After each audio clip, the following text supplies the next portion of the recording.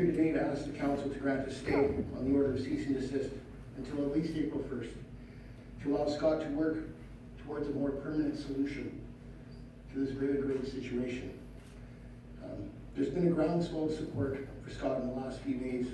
I have in my hand here over 1,500 signatures from people across the country who are supporting him.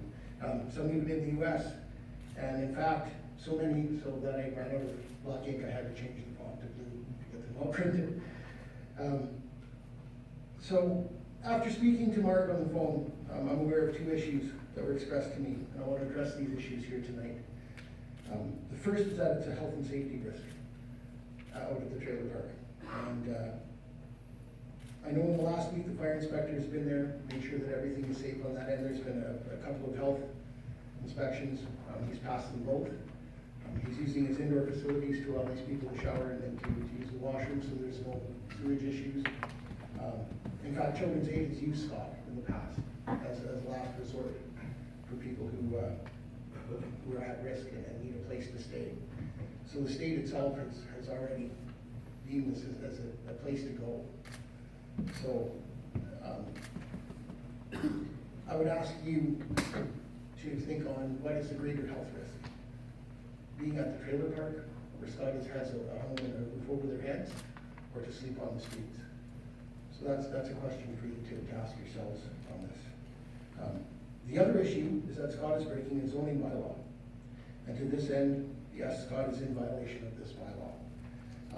I offer to you that I will help Scott work through any paperwork to get past this issue and get through this. I would like to work with you on his behalf to help alleviate that issue. Scott has said himself that the situation at his trailer park is a 5 out of 10. It's not a perfect solution, but it's better than a 0. And if we put these people out on the streets, they're back to 0. So I understand that it's not an ideal situation for these people, but for now, in the interim, until we can work together and put something together that works better, it's better than on the street. So I want you guys to consider that when we go through this tonight. As a libertarian, I believe in community-based solutions. I don't believe that we need to burden the government at any level to solve some of these problems. And Scott is a perfect example of that today. He's taken it upon himself to try to rectify a situation that he sees growing in this community. He's not asking for any money from the town. He's not looking for any dollars. And in fact, this shouldn't cost you guys of the town any money at all. He's looking to do this through crowdsourcing, through crowdfunding. And to that end, I'm sure there's been a lot of people who offered their help. I'd like to help Scott set up a nonprofit group, in fact, to allow that to flourish. His dream is a tiny home park, whether that's here in town or just outside of town or somewhere around, because it's more a permanent situation, a solution to this problem. And we want to work with him to help that out. And we want you to consider that until we can get something going to allow him to have his trailer park here and allow him to continue to tend to the homeless people that he has on his property. In the 4 years Scott has done this, there's not been one incident where the police have had to be called out to his place. It's dry. There is no alcohol out there. It's a safe location for these people to go. And to that end, it's turning into a little bit of a community where they look after each other. And I would reckon that hope is the biggest platform to allow people to grow. And he's given these people hope. So I want you to consider that as well tonight when we look at this as a deeper issue. So that's really all I have to say today, but I wanted to appeal to your hearts and to your minds and to say that this is better than nothing. And until we have a permanent solution, whether it's the town or whether it's someone who comes up with that, to allow these people to stay warm and central, please. Thank you. Any questions or follow-up? Councilor Brown? Through your worship, thank you. It's more of a statement. I would like possibly going forward that we could not call this land located at 37 Gary Avenue as a trailer park. Yes. It is a non-conforming residential home on 0.29 of an acre, and it's far from being a park. It is a home with trailers in the backyard. I think that there's lots of misconception when we use the word park. Sure. So respectfully, I would like that, thank you. And to that end, Scott would like to call it a homeless shelter, as opposed to a trailer park, because that's really what it is. I would be okay with that too, just that, when we talk about trailer park has to be a minimum of 4 hectares, and this particular lot is 40 times smaller Yes. than a trailer park, so I would like that cleared up. For sure. Thank you. Councilor Komar? I guess I'd like to know a little bit of the history, so how long have you known Mr. Greger? I've known Mr. Drader for 5 days. This came onto my table last Thursday. I was made aware of it, and I understand that the history behind this is that Scott has been asked to conform in the past. And I'm, from knowing Scott in the short time that I have, he's not the best at paperwork, and he runs from that type of stuff. And I, as a person who can handle that a little more now that I'm involved in this, I would love to be his advocate to help him with that paperwork and help him solve those problems. I appreciate that. Previous council last year, June 26th, advised Mr. Greger that this was not a conforming property, and unless an application came through, it just wasn't going to be maintained. And here we are a year and a half later, and same situation. So I've seen on social media comments from Mr. Greger that this is a temporary situation, which you brought up tonight. I'm just wondering why is it a year and a half later with the same situation again? Could Mr. Greger not have addressed this during that year and a half? Well, I'm sure that with the awareness that he had, he might have been able to do that. I don't think that he's able to do that paperwork himself, and I don't think he's really felt that he's had that type of support from anybody. Now that I've interjected myself into that situation, and I understand the problems and what needs to be done, I would love to be that advocate for him. So one more comment. After the June 26th meeting, council meeting in 2018, on the 29th, Mr. Greger was quoted in newspaper saying that he had purchased 5 more trailers. So a few days after being advised that this was not going to fly, he went out and bought 5 more trailers. So you here tonight, knowing them for 5 days, asking for us to make changes to the situation or accept whatever you're proposing. Who's to say that next year we're not 5 extra trailers and 10 more trailers? Well, and that is a very fair question.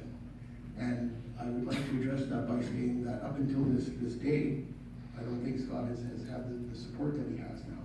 He has a network of people now who are more than willing to help him move forward with this. We're looking at setting up a nonprofit organization. We're looking at securing some land. We're looking at securing some tiny homes for him. We want to move this off the property that he's on and into a permanent location. That is the conversation that Scott and I have had in the last 5 days.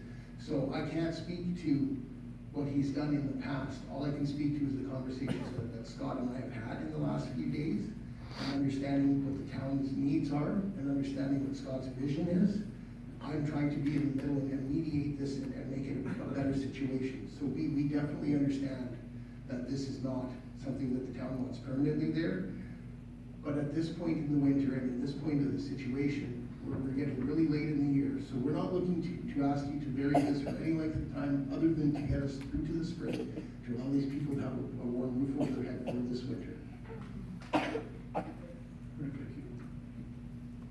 Councilor Rich? Yeah, thank you, sir.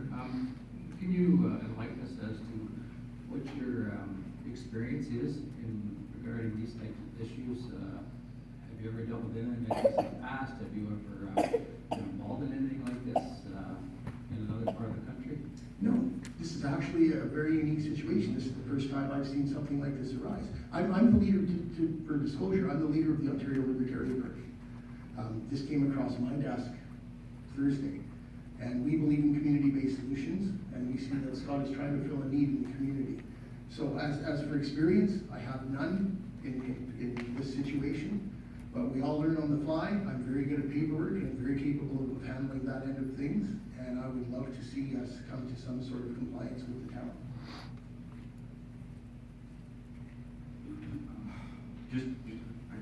Could I ask you, sir, to repeat your last name, because we missed it earlier on? Certainly, Keith Komar, it's spelled Komar. Thank you.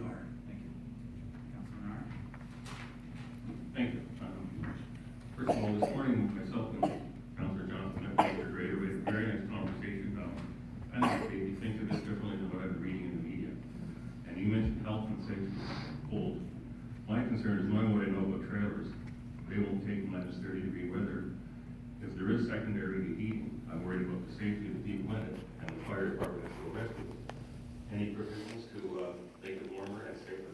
Well, what's the difference if they're on the sidewalk? So what has happened is he's had the fire inspector come out to his property and make sure that he is running safely. If it gets to the point where it's minus 30 and you have to do space heaters, I'm sure that we would be willing to bring someone out there to make sure that it was all done above board and correctly. And again, just to get through the winter, because this is a situation where we're late in November now and the cold is coming. And you don't want to see these people on the street for this year. We want to make sure that they have at least a roof over their head and they're looked after. And we would love to stay compliant with any type of fire safe, healthy health rules. Thank you. Yeah, my concern is just the safety. I've seen these trailers burn up. I'm sure the fire chief could explain further. And I would hate to see that. Better than on the street, but unless there was a fire, so extra wiring. I mean, that's what I'm looking at. I like the thought. I like the idea of people being off the street, of course. I'm just worried about safety. That's all. Thank you. And we would love to address that if it gets to that point, we can make sure that happens. And from our conversation tonight, I'll work with Scott and we'll make sure that if there's an extra wiring needed, that we'll do that before we install any type of heating. As far as the heating goes, can you use the mic, Scott, please? Yes, Make sure sure. it's mic. As far as the heating goes, St. Lawrence College has, we have furnaces in them, they're propane furnaces. They've all been redone through St. Lawrence College, which is their propane students that are learning how to do it.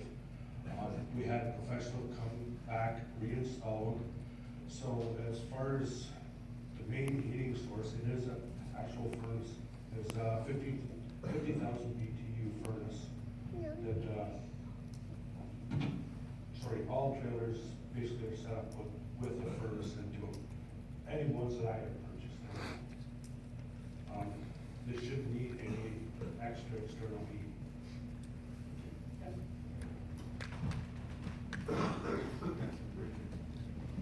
Thank you, Your Worship. Just with respect to these trailers, are they owned by Mr. Grader? Are they registered? And could they be moved? Or could they, I'm assuming they're anchor trailers, which I'm very familiar with, but they're on wheels. I guess what I'm gonna suggest is that could these trailers be moved to another location without resulting in people being left underneath the bridge? I'm sure they could. Thank you.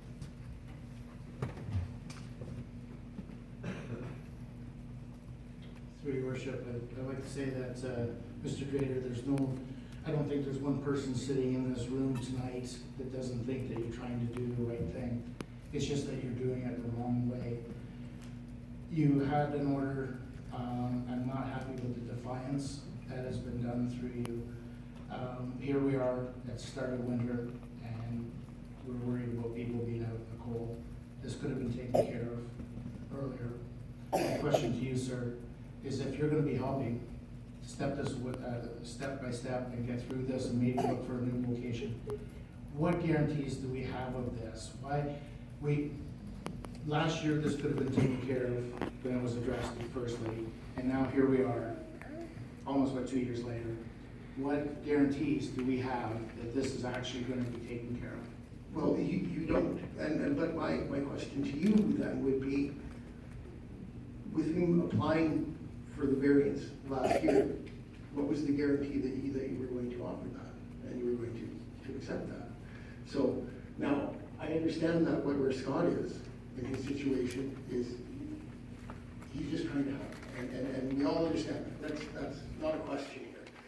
And the fact that he's a year in, what's the word I'm looking for?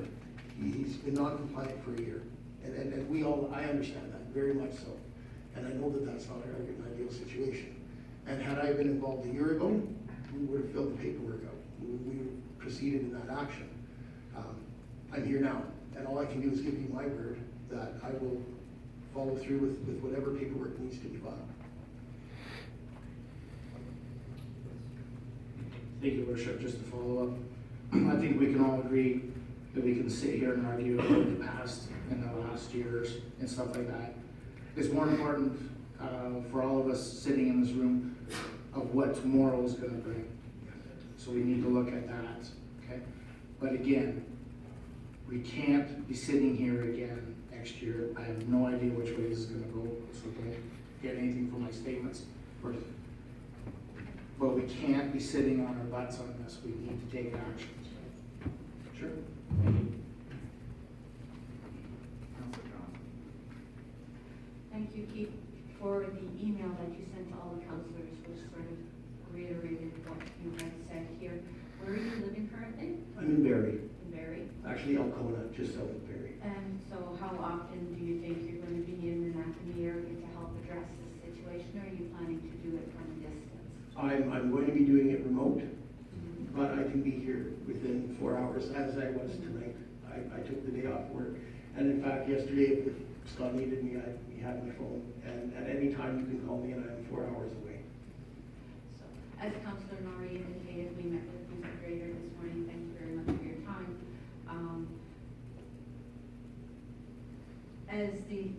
As you have talked about the heating in these trailers and the plans you have to improve the heating, they still don't have the insulation to retain the heat. So you'll turn the heat on and it's just going to bleed out through the walls. And what are you doing to allow people to have clean water and sanitation and processes like that, so So- that they have a quality of living? Yes, so Scott lets me use his house for all of the water, for showers, for any type of water that they need for that end. They use his washer. He had started with porta potties on the property. It's very expensive to do that. He can't afford that. And so he's allowing to use the inside of the house. So all of the plumbing is done inside.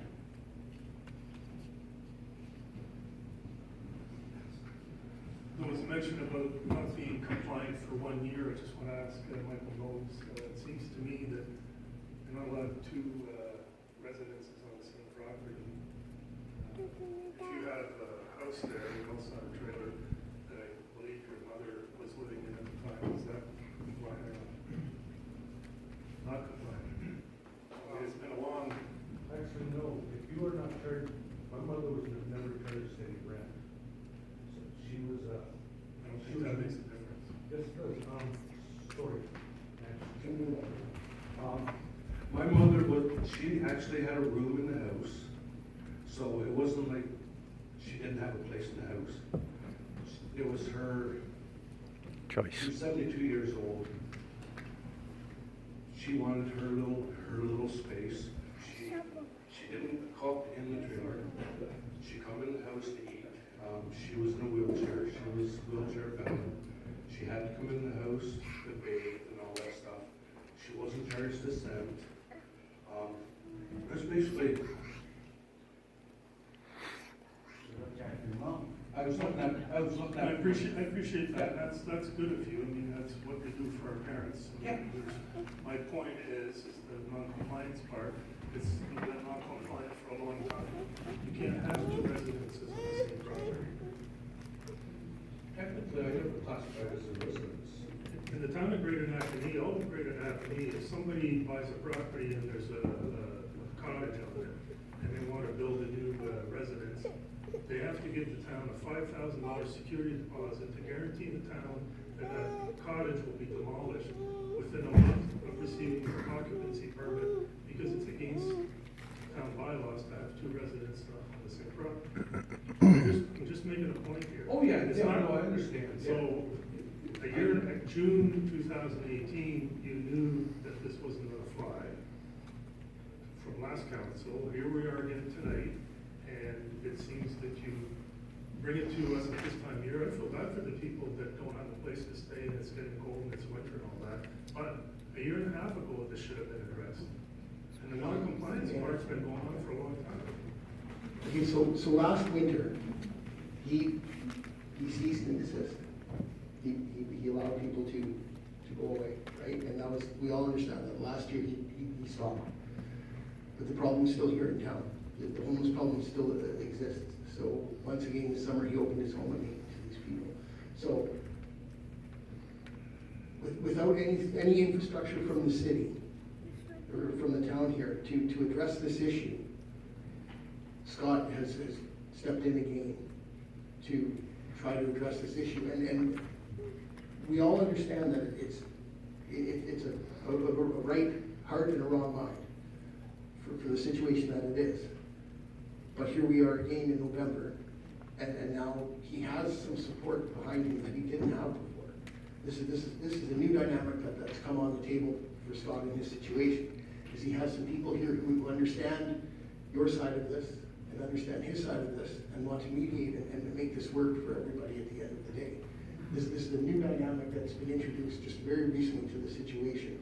So I understand your side of this completely, that he's been non-compliant for a while. And I want to offer myself into the situation to tell you that yes, we will do our best to bring this into compliance, whether on his property or on another situation. He's had some offers of some land, and there's been offers of donations of micro homes, and there's a whole bunch of things that have come up in the last little while in the groundswell of support for Scott to make this fly. So all we're really asking for tonight, and I understand that it's been non-compliant for a while, but all we're asking tonight is something to get these people through the winter to April, and we will have a better situation set up by then for these people. Let me speak. I think. Let me speak. First, I'd like to thank you for entering into the situation and coming tonight to make the deputation. Thank you. I don't want to see any knee-jerk reaction by anybody. Certainly, council needs to be very careful and considerate of all parts of it. We're sympathetic and empathetic people, but at the same time, we're elected to uphold the laws and develop the policy. I think we need to hear from our senior staff. Sure. And in that time, we also are going to be looking for action on Mr. Grader's part through you or others to begin whatever processes you need to have. That's going to be a testament to the will. But in the meantime, we thank you for your deputation. And I think I would like to say if anybody else wants to speak to this, I would entertain another speaker or two. Can I hand this in to the town? This is the petition of people who signed. I want to hand it into the record for you guys to see what the commentary is. Absolutely.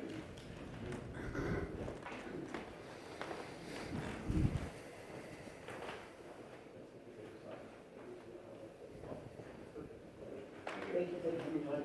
Okay. So as I said, if there's somebody who wants to bring some additional information or new information, please come forward. Your Worship, Council, my name is Mark Snow. I'm a Libertarian, been a Libertarian all my life, but I only discovered the party 6 years ago. Keith is my leader. I ran against him 2 weeks ago as the deputy leader and leadership race for the Ontario Libertarian Party, the 5th largest party in the province. I'm happy to work underneath him, and we are behind this. I've known Scott since last year, but we had no ability to do anything when it was shut down at the end of last year. I'm here tonight to speak with Keith and in conjunction with Keith and to council to say to you that we understand that this is an OMB problem and that the city's hands are tied with it. But we're also dealing with human lives here. We're dealing with lives that actually matter. I would suggest to you that in the year that you've asked Scott, who has not done what he was supposed to do, what has the city done to help him in support of this? This is a man that is saving the tax dollars of Napanee, there's the taxpayers of Napanee, thousands of dollars. You're not dealing with this solution in the sense of providing a homeless space. Yes, you have the warming center. Yes, you had 100 people show up and volunteer, and that's great. That's community-based solutions supported by the town council. I would like to see the town council get behind us. Keith and I will do what we can do to push this. I'm a member of the Ontario Landowners Association. I've been involved with property rights. I'm a constitutional activist. I'm a rights-based activist. So I'm saying from you that I will support him in anything that we can do to push Keith forward. But I'm saying, what are you going to do to help him? And I understand your questionings about non-compliance, but I will draw to you to say, and I'm not going to be here to bring disrespect, but what has the town done to address the homeless situation, not the fact of a warming shelter? What has the town, have you gone as a town council before your taxpayers and said, should we build a $500,000 homeless shelter? Have you put this to your constituents? Has the mayor brought this up? And if you say that you have not done that yet, then you're just as culpable as he is for not taking action on the homeless situation. I'm here to be frank. And I'm saying, you're saying that you're concerned about the safety. Well, what about the safety of the people that don't have a place to go if you shut them down? Where are you going to ship them to? And what burden are you going to put on the taxpayers of other municipalities? You have a solution. As Keith pointed out, it's not costing you a penny. It's not costing you a single cent. It's costing you the time and the effort to enforce the OMB, which you have to. I understand that. Compliance is the issue. You exist to comply with the provincial authority, which is the OMB. But you as a town council and the mayor, you can be the catalyst. Scott is the catalyst for the people. You can be the catalyst as the mayor, acting mayor, your worship, recluse for reasons. But she can be the person that actually makes a difference to the province of Ontario by taking a stand and asking for a conveyance, asking for an injunction. Are you the lawyer? No. Asking for an injunction that would stop and allow this to go through. You can, as the mayor, take this time and be the person that the rest of the province can be to solve solutions, private solutions, the ability for community-based solutions, instead of getting behind the OMB and saying what you have to do. And I understand the reason why you have to do it. You have no choice. But we can also say that we can do something as a town council to take a stand and chase after the OMB, chase after your MPP, chase after the Premier, his staff. Why can't we do that? We believe in community-based solutions. We believe that this is the future of helping the homeless across Ontario and across this province, across Canada for that matter. I'm a 30-year veteran of the Canadian Armed Forces. And I've seen the worst of worst can be. And I know what these people are going to go through. I got here at 2:30. I'm wearing shoes like this. And I had to get in my car 10 times because my shoes were not suitable for standing outside for 3 hours. This is what these people are going to face if we move forward with the regulations to remove them from this. So I'm asking you, as a council, and the mayor, and the people of Napanee who have been so wonderful. I've been here since 2:30 and I've seen so many cars come and drop off. Charity. People that care. You have a community behind you with a heart of gold. And all we need is a support and action from you to try to make some kind of injunction, a conveyance, anything that you can do, and be the town that sparks this whole idea of community-based solutions. That's all I have to say. Thank you, Your Worship. Council. I have comments, but if anybody had comments to direct to Mr. Stone.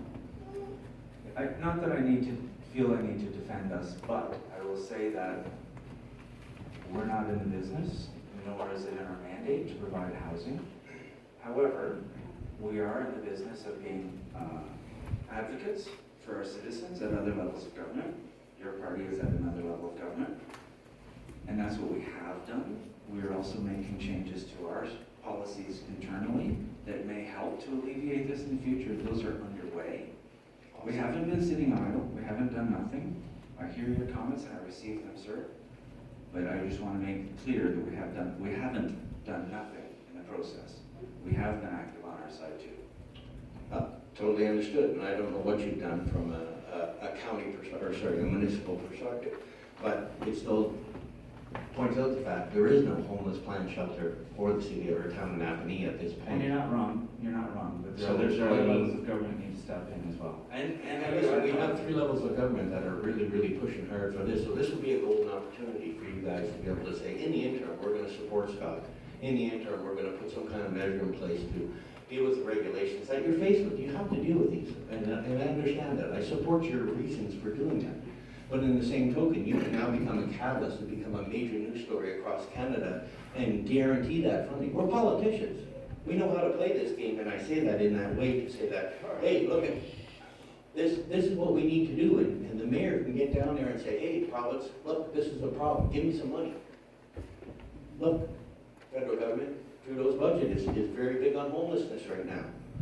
So this is things that you can use to your advantage to try to garner the money that you're gonna need to support this kind of endeavor and put it in place. It'll take 2 years to do it.